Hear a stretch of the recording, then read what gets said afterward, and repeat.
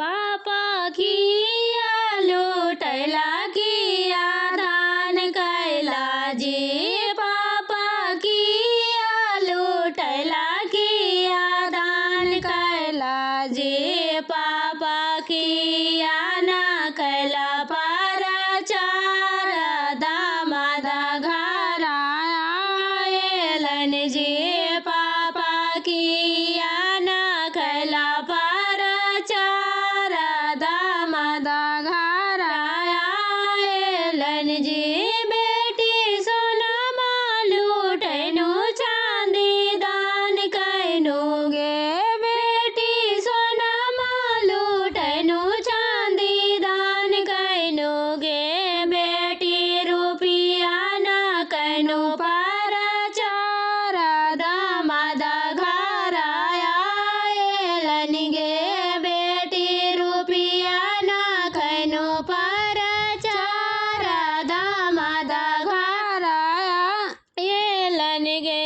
चाचा किया लूटैला किया दान कैला जी। चाचा किया लूटैला किया दान कैला जी।